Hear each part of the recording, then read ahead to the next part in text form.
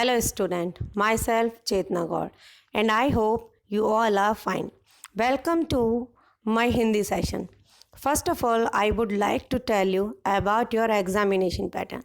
There is only one exam and two book. In your exam, first part is grammar book and second part of literature book. Today, I will teach you about the first chapter of Amodani. प्रकृति की शोभा. So look at the screen. आप सभी अपनी screen पर आमोदनी पुस्तक के first chapter प्रकृति की शोभा को देख रहे हैं, जो कि एक कविता है. आज हम इसे पढ़ेंगे. यह कविता प्रकृति की शोभा श्रीधर पाठक द्वारा लिखित है. श्रीधर पाठक उत्तर प्रदेश के आगरा शहर के निवासी थे. श्रीधर पाठक एक प्रकृति प्रेमी, देश प्रेमी, सरल, उदार, नम्र और विनोदी स्वभाव के व्यक्ति थे. इस कविता के माध्यम से उन्होंने बताया है कि प्राकृतिक सौंदर्य हमारे जीवन का धरातल है. इसे हमें संभाल कर रखना चाहिए. यहाँ उन्होंने प्रकृति की शोभा का बड़ा ही सुंदर वर्णन. कवि के साथ ही साथ अल्बर्ट आइंस्टीन ने भी प्रकृति के बारे में अपना एक वक्तव्य दिया है. वो आपके पाठ की शुरुआत में ही आप लोग देख रहे हैं. प्रकृति में गहराई से झांको और तब तुम प्रत्येक चीज़ बेहतर तरीके से समझोगे. अर्थात उनके कहने का तात्पर्य है कि प्रकृति को जितने प्यार से आप झांकोगे, जितना प्यार से उसमें रम जाओगे, उतना ही तुम्हें आनंद प्रदान करेगी और प्रत्येक चीज़ हमें और बेहतर तरीके से समझ आएगी. आइए अब हम पूरी कविता का सस्वर वाचन करेंगे. आप भी धीरे धीरे इसी प्रकार मेरे साथ दोहराएंगे. चलिए अब हम इसे पढ़ते हैं. ध्यान लगा कर जो तुम देखो इस जग की सुघराई को, बात बात में पाओगे तुम ईश्वर की चतुराई को. देखिए अब यहाँ पर कवि आपसे क्या बता रहा है. प्रकृति में चारों तरफ आप बहुत सारे दृश्य देखते हैं. हम अगर प्रकृति की शोभा का वर्णन करें तो हम भी लेखक ही हो सकते हैं. लेखक प्रकृति की शोभा का वर्णन करते हुए यहाँ कहते हैं कि ईश्वर जिसने इस संसार को बनाया है, इस संसार की रचना की है, उसने बड़े ही सूझबूझ और समझदारी और चतुराई से इस सृष्टि की रचना की है. जहाँ उसने बड़े बड़े पहाड़ बनाए हैं, ऊंचे ऊंचे पहाड़ बनाए हैं, उसी के साथ ही गहरी खाई भी बनाई है. दिन बनाया है तो रात बनाई है. हर पल हर क्षण हमें ईश्वर की चतुराई के दर्शन सर्वत्र होते रहते हैं. चलिए अब नेक्स्ट पैरा पढ़ते हैं. ये सब भांति भांति के पक्षी, ये सब रंग बिरंगे फूल, यह वन लहलही लता, वह नवकलिका शोभा की मूल. देखिए अब यहाँ पे आपके दो वर्ड यहाँ हाईलाइट हो रहे हैं. भांति भांति मीन्स तरह तरह के. आप इस चीज़ को देखते होंगे कि एक ऊपर आसमान में हमें बहुत सारे पक्षी उड़ते हुए दिखते हैं, पर सब अलग अलग तरीके के होते हैं. संसार में बहुत सारे फूल खिले हुए हैं. आप कहेंगे नहीं भाई गुलाब है, पर गुलाब भी बहुत रंगों का होता है. लाल गुलाब है, पीला गुलाब, सफ़ेद गुलाब. आप गुलाब में ही बहुत सारे रंग देख सकते हैं. और लहलही, इसका क्या अर्थ होगा? लहलही मीन्स खेतों में लहराती वह फसल हवा के साथ हिलोरे लेती हुई ईश्वर को धन्यवाद देती हुई सी प्रतीत होती है. चलिए अब हम पैरा का वर्ड बाय वर्ड पूरा अर्थ पढ़ेंगे. ये सब तरह तरह के फूल, तरह तरह के पक्षी, यह वन, चारों तरफ लहराती लताएं और नई नई निकलती कोपलें. अब देखिए आप पेड़ों पर देखते हैं जो नए नए पत्ते निकलते हैं, नई नई छोटी छोटी कलियां निकलती हैं, उनको कोपलें बोलते हैं। सब इसकी शोभा को बढ़ा चार चांद लगाती हैं और ईश्वर की चतुराई को हमारे सामने प्रदर्शित करते हैं। चलिए अब नेक्स्ट पैरा को रीड करते हैं।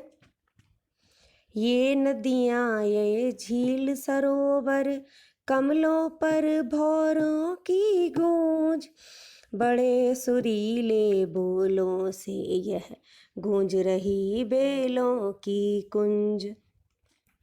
अब यहाँ देखिए, आपने अभी हम पिछले वाले पैरा में हमने जो भी डिक्टेशन वर्ड थे उनको हमने पढ़ा, तो अब यहाँ भी हमारे ये 2 वर्ड हाईलाइट हो रहे हैं।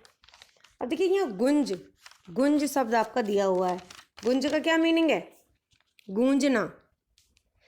अब आपने छोटे छोटे भौरे आदि या इंसेक्ट वगैरह जो होते हैं, ये जब पास से निकल के जाते हैं तो एक मंदा मंदा सा स्वर निकलता है, उसे गुंजन कहते हैं। और नेक्स्ट आपका इधर सेकंड वर्ड है कुंज। कुंज कहते हैं झाड़ियाँ, झुरमुट, छोटे छोटे फूलों वाले पौधे या झाड़ियाँ, या कहेंगे कि ऐसे पेड़ पौधे जिन पर छोटी छोटी लताएं चढ़ी हुई हैं और उसकी शोभा को बढ़ा रही हैं। आप चलिए इस पैरा की हिंदी को पढ़ते हैं।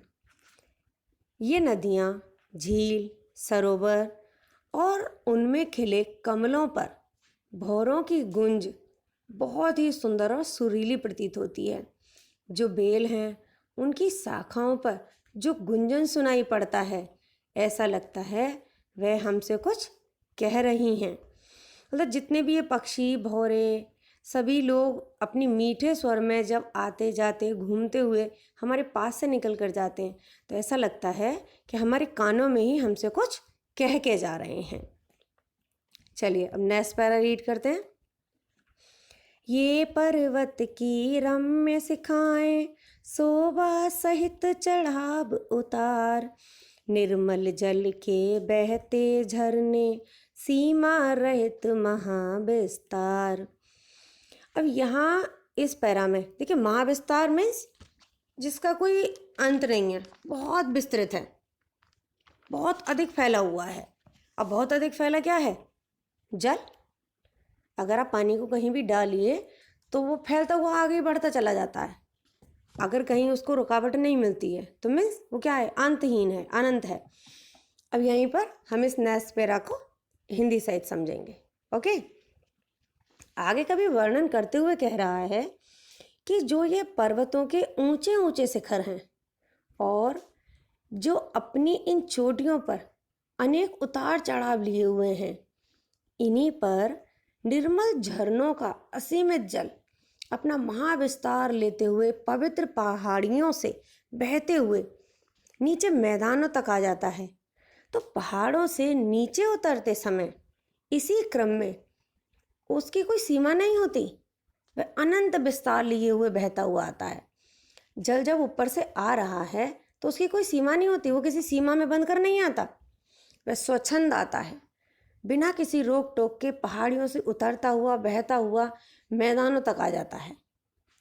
और मैदानों में आकर हमारी जितनी फसल आदि होती है उसके मन को क्या करता है? प्रसन्न करता है।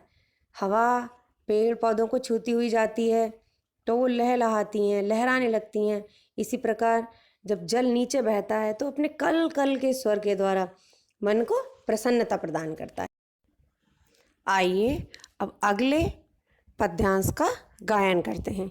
हर प्रकार की ऋतु का आना, नित नवीन शोभा के संग, पाकर समय वनस्पति फलना, रूप बदलना रंग बिरंग।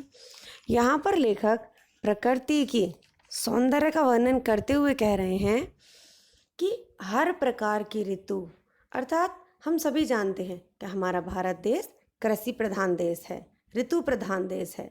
यहाँ पर अनेक ऋतुएं अपने क्रम के साथ आती और जाती हैं और हर ऋतु अपने साथ एक नई वनस्पति को लेकर आती है। अर्थात अब हम माने कि बसंत ऋतु है तो बसंत ऋतु में चारों तरफ नए नए फल, नए नए फूल खिले रहते हैं। उनसे क्या होता है? प्रकृति की एक अद्भुत शोभा का दर्शन हमें चारों तरफ होता है। Okay, next para. सूर्य चंद्र की शोभा अद्भुत, बारी से आना दिन रात, यों अनंत तारा मंडल से सज जाता रजनी का गात। अब यहाँ देखिए, सूर्य चंद्रमा की शोभा, अर्थात जो सूर्य और चंद्रमा हैं इनकी शोभा तो अलग है ही, बिल्कुल अद्भुत और निराली है। क्यों है? क्योंकि जब भी हम आसमान की तरफ देखते हैं तो ऐसा लगता है कितने सुंदर है ये, इनको देखें, निहारते रहें। और इनके आने के क्रम के द्वारा भी इनका अपना महत्व बढ़ जाता है। इनका जो आने जाने का क्रम है वो बारी से आना और जाना है, कोई आपस में झगड़ा नहीं, कोई नहीं, आराम से आना और समय के साथ जाना। लास्ट दोनों पंक्तियों को देखिए, इन दोनों पंक्तियों में कवि ने बड़ा ही सुंदर वर्णन किया है। जो रात है, रात को एक स्त्री के रूप में यहाँ पर वर्णित किया है। और स्त्री के रूप में किस प्रकार वर्णित किया है? लेखक कहते हैं कि जो रात है अर्थात रात्रि रूपी स्त्री है, वह ऐसी प्रतीत हो रही है कि जो सारे आसमान में रात को तारामंडल खिल जाते हैं और ऐसे लगते हैं जैसे दूर छोटे मोटे सितारे चमक रहे हैं। और जो वो स्त्री है, रजनी रूपी स्त्री, उसने उस आसमान रूपी दुपट्टे को अर्थात चुंदरी को ओढ़ा हुआ है और भ्रमण पर निकली हुई है। और नेक्स्ट वन, यह समुद्र की पृथ्वी तल पर छाया जो जल में विस्तार, उसमें से मेघों के मंडल हो उत्पन्न अनंत अपार। अब यहाँ आगे कवि समुद्र का वर्णन करते हुए कह रहे हैं कि हमारी पृथ्वी पर सागर का बहुत विस्तार है, अर्थात सागर का जल चारों तरफ फैला हुआ है। उसमें से ही बादलों के मंडल अर्थात बादलों के झुंडों का उत्पन्न होना होता है। अब ये किस प्रकार होता है? सूरज निकलता है, सूर्य जल को सोख कर ऊपर आसमान में, जब सूर्य के गर्मी से भाप बनकर जल ऊपर हो जाता है, उड़ जाता है, तो वहाँ बादलों का निर्माण होता है आसमान में। बादलों के आपस के घर्षण के कारण फिर वर्षा हो जाती है। बारिश होने के बाद वो जल फिर से ही सागर में आकर मिल जाता है।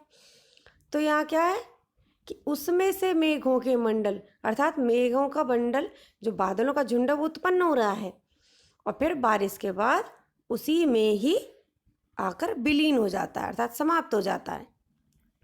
तो ये एकदम अनंत और अपार महिमा है जिसका वर्णन नहीं किया जा सकता। अर्थात जो ये ईश्वर ने ये एक चीज़ बनाई है, ये एक अद्भुत है।